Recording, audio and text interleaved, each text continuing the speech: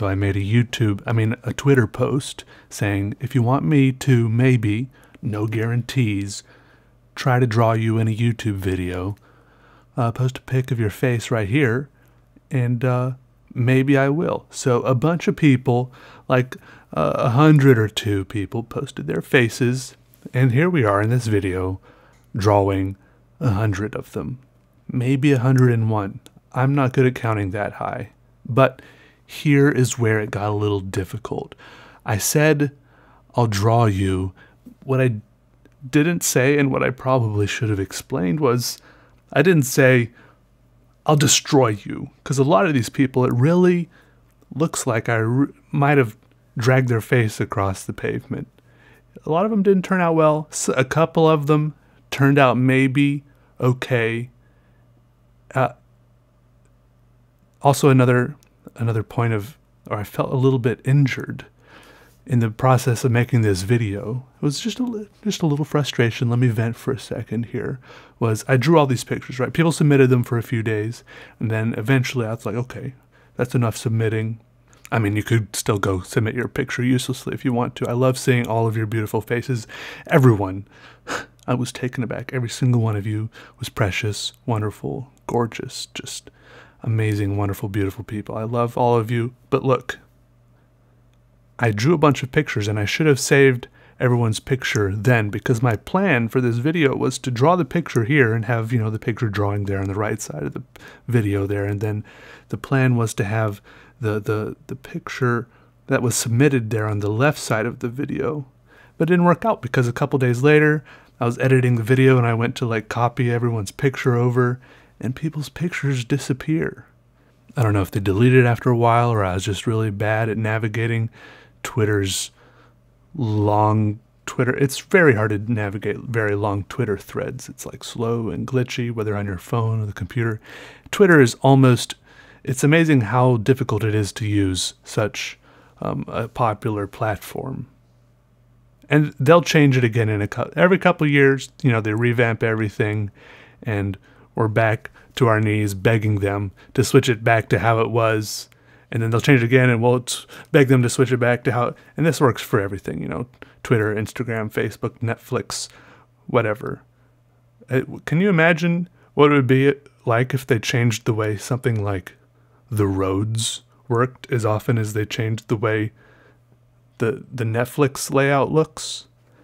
Just one day they roll out an update, and now there's the 2 lanes going one way in the middle, and then 2 lanes going the other way outside of those other 2 lanes. It's called an any-outy flow, a roundabouty flow, and they're engineers they hired. They think it's better over at the government. They think it's better, and we'll all get used to it, and then eventually in a couple of years they'll update it to something worse, and we'll ask them to please switch it back to the roundabouty any-outy flow of traffic. But what I was trying to say is I had a great time drawing everyone's faces. I used a sketchbook full of paper, and I used a bunch of Sharpies. Some Sharpies that I had collected over just a long period of time. You got to switch out Sharpies every now and then if you're using them. My main reason for my Sharpies drying out is I'm drawing, and then I get distracted by a text or literally anything, and I just put the Sharpie down, and I so often forget to put the lid back on there, and then I come back to it, I pick up the Sharpie, try to start drawing, and it's just putting these weird, totally unsatisfying, wispy gray lines down. And sometimes those are good for shading. Sometimes I have heard tell of people drying out their Sharpies and various markers a little bit on purpose, just for that artsy, because sometimes you don't want the full flat black lines. You want a little bit of in between, the grayscale tones. But I did appreciate that and make use of that a little bit. But for the most part, it's most satisfying to me to have the full force of all the ink flowing out of that marker all the time. Can you appreciate that? I can appreciate that. So I like having a lot of Sharpies to switch out and switch between, because even if one seems like it's drying up, you can pop the cap back on it, put it back on the table, grab another one, your backup Sharpie. And I had about, and then the night before I started doing this, I went on I feel like Office Depot is one of those stores that might be on the way out. I don't know, but I went on their website and ordered a box of Sharpies, like 20 of them, and it had free shipping, and it came to my door like 8 o'clock the next morning. I feel like someone from my local store just drove over and dropped it on my doorstep. You think that's how it worked? Because that was even faster than Amazon. I was amazed, very amazed. I don't feel like they have a warehouse in this town. I don't feel like they do. This town is not big enough for the both of us. So what I want to say is that I was very amazed by how well some of these faces turned out and how awful some of them turned out. Not the faces themselves, but the drawings of the faces. Some of them I was really struggling and discouraged with, and I still had fun with those just because I was scribbling and I love scribbling. But some of them I really felt like I caught the flow of and the vibe and of the face, you know. And other ones I felt like I totally missed the mark, and my arrow flew right by the target and was just waffling through the air and started going head over heels and just landed in the grass somewhere. But sometimes I really felt like I landed solidly on the target and it felt good. Here's what I think. I think that a lot of the time, male faces may be easier to draw because they don't have all these smooth, curvy, like beautiful lines. They tend to have more like sharp.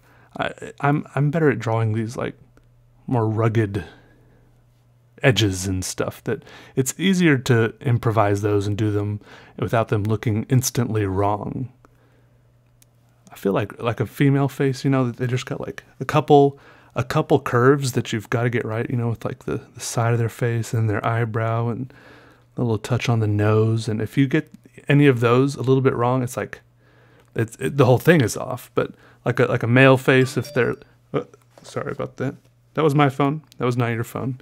If they're like just like a little bit, I don't remember what I was saying. There are exceptions. And there are exceptions to the exceptions.